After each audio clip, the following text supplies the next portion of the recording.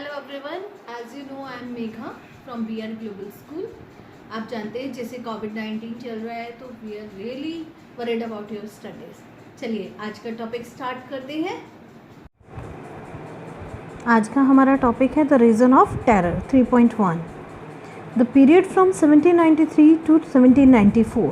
जो 1793 से 1794 का जो पीरियड रहा है उसे रीज़न ऑफ टेरर कहा गया। रीज़न ऑफ टेरर क्या होता है कि आतंकवाद का राज, आतंक था उस टाइम पर। कैसे? क्योंकि जो रोबेस्पियर आया उसने एक बहुत स्ट्रिक्ट पॉलिसीज़ बनाई और वो सिस्टम को कंट्रोल करने के लिए बहुत स्ट्रिक्ट पनिशमेंट दिया करता था। ऑल दोज हुम ही सा बीइंग एनिमीज, जो उसे लगता था कि एनिमीज़ हैं उसके लिए, like x nobles, clergy, members of other political parties, even members of his own party, जो उसकी पॉलिसीज़ को एग्री नहीं करते थे, वो चाहे वो उसके खुद के ही मेंबर्स क्यों ना हो, उनको अरेस्ट कर लिया जाता था, जेल में डाल दिया जाता था and them tried bye a revolutionary tribunal. उनको राजद्रोही माना जाता था। If the court found them guilty, अगर कोर्ट में वो गिल्टी पाए जाते थे, दे वर गिलेटिन।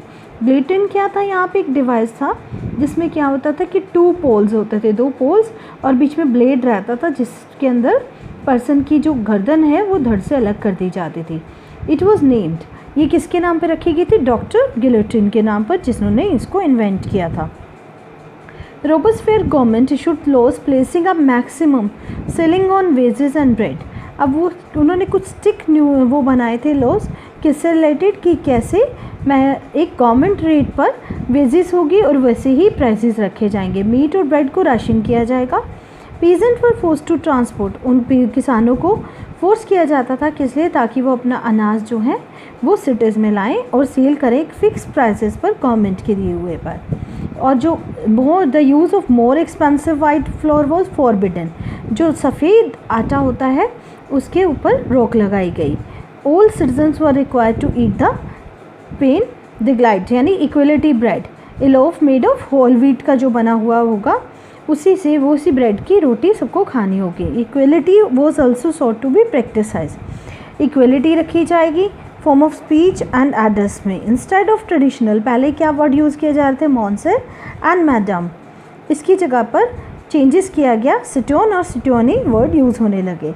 चर्चेज़ को बंद कर दिया गया, उनकी बिल्डिंग को कन्वर्ट कर दिया गया ब्राक्स और ऑफिसेज़ के अंदर। ब्राक्स क्या होता है? जहाँ मिलिट्री क्या करती है? अपनी प्रैक्टिसेस करती है उनके ऑफिसेज़ के लिए। Robespierre pursued his policies so relentlessly that even his supporters begin to demand modernization। ये जो रोबेस्पियर की पॉलिसीज़ थी वो बहुत ही सख्त थी। अब सब लोग क्या कर रहे थे? त्राही कर रहे थे, सब परेशान थे। Finally he was convicted by a court in July 1794। अब क्या हुआ? कोर्ट में रोबेस्पियर को भी दोषी पाया गया। कब? जुलाई 1794 में उसे अरेस्ट कर लिया गया ऑन द नेक्स्ट डे और उसे गिलोटिन पर चढ़ा दिया गया। नेक्स्ट हमारा टॉपिक है 3.2 a directory rules in France. The falls to the Jacobin club allowed the wealthier middle classes to seize power। अब जो रोबेस्पियर की मृत्यु के बाद क्या होता है कि जैकोबिन सरकार का भी पतन हो गया, उनका भी ख़त्म हो गया, सीज करनी पड़ी उन्हें अपनी power. A new constitution was introduce which denied the vote to non propertied section of society. एक नया कॉन्स्टिट्यूशन आता है जिसने क्या किया है कि जिन पर्सन्स के पास अपनी खुद की प्रॉपर्टी नहीं होगी उनको मत देने का अधिकार नहीं होगा, वोटिंग राइट्स नहीं होंगे। It provided for 2 elected council, 2 elected council बनाए गए। Then these appointed a directory and executive made up of 5 members. इसमें डायरेक्टरी रहेंगे, एग्जीक्यूटिव्स होंगे जो 5 मेंबर्स होंगे। This was meant as a safe guard against the concentration of power of 1 man executive as under the Jacobin, की Jacobins के अंदर जब under power रहेगी तो उस टाइम में कार्यपालिका कैसे काम करेगी। However, the director often clashed with the legislature council who then sought to dismiss them। कि अगर क्या होता है कि इनके आपस में ही कुछ टेंशन बनती है, आपस में ही झगड़े होते हैं, तो किस तरह से उसको अलग किया जा सकता है, बर्खास्त किया जा सकता है, डिसमिस किया जा सकता है। The political instability of the Napoleon pave the way for the rise of military dictator Napoleon Bonaparte. जैसे पॉलिटिकल स्टेबिलिटी नहीं रही तो उसने किसके लिए रास्ता खोल दिया? मिलिट्री डिक्टेटर नेपोलियन बोनापार्ट के लिए।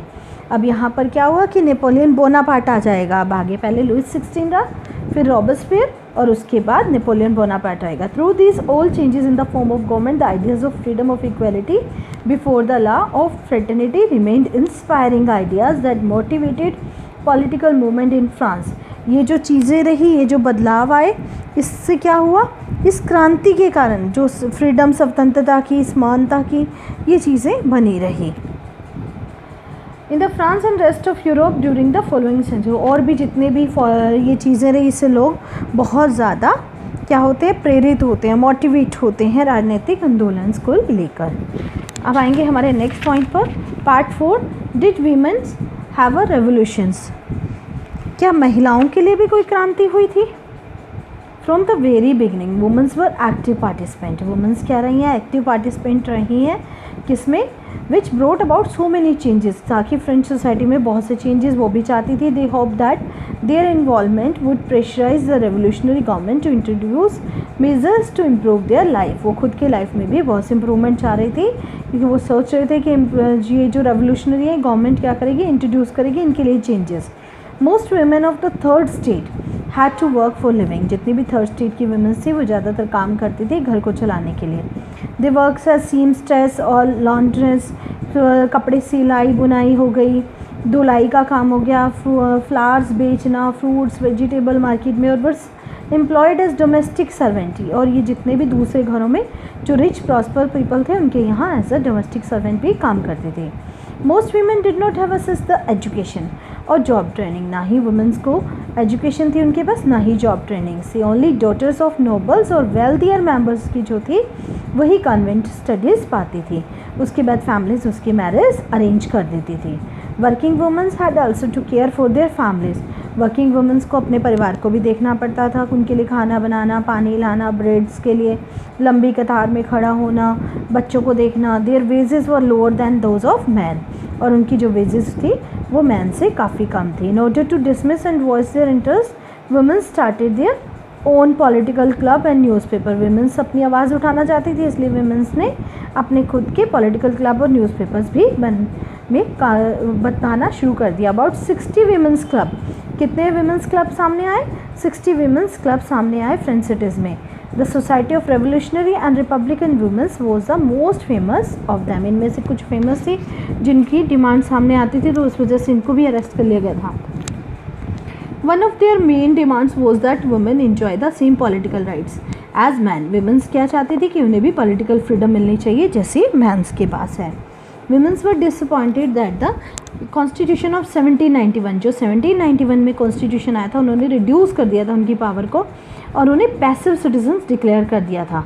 ये क्या डिमांड कर रही हैं? वो right to vote, to be elected to the assembly and to hold political offices. वो खुद के पॉलिटिकल ऑफिसेज भी चाहती हैं। Only then they felt would their interest to be represented in the government. इस तरह से क्या होगा? उन्हें पॉलिटिकल फ्रीडम मिलेगी तो वो भी अपनी बात गवर्नमेंट के आके रख सकेंगे। In the early years the revolutionary government did introduce laws that help improve the lives of women. कुछ ऐसे मेजर्स, कुछ इन लॉज को इंट्रोड्यूस किया गया शुरुआती में, लेकिन together with the creation of state schools, कुछ स्कूल्स बनाए गए, स्कूलिंग कंपलसरी कर दी गई गर्ल्स के लिए।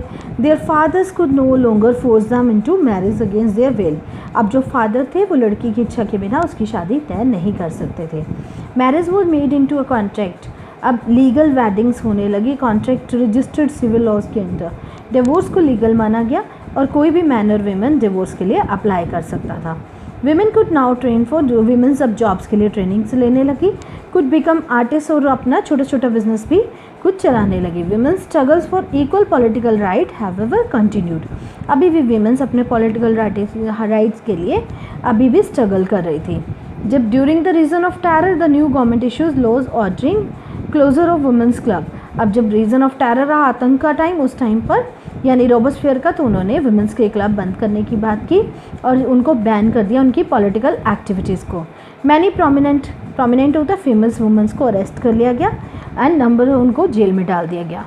Women's movement for voting right and equal wages continued. अब ये फिर भी कंटिन्यू रही चीज़ें, उनके struggles through the next 200 years in the many countries of the world the fight for vote. वो किसके लिए फाइट करती रही? वोटिंग राइट्स के लिए। And carried through an international suffrage movement. Suffrage भी होता है right to vote. During the late 19 and early 20th century तक ये चलता रहा।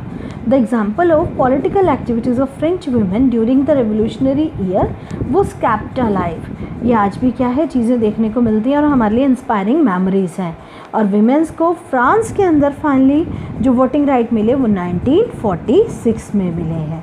इसको आप अच्छे से लर्न कर लीजिएगा कि it was finally in the 1946 that women in France won the political right. आज के लिए इतना ही। Thank you so much. अब आपने घर पे अपने नोट्स बनाने हैं, अच्छे से पढ़ना है, अच्छे से टॉपिक को रिवाइज करना है। So be at home, stay safe, stay. Thank you so much.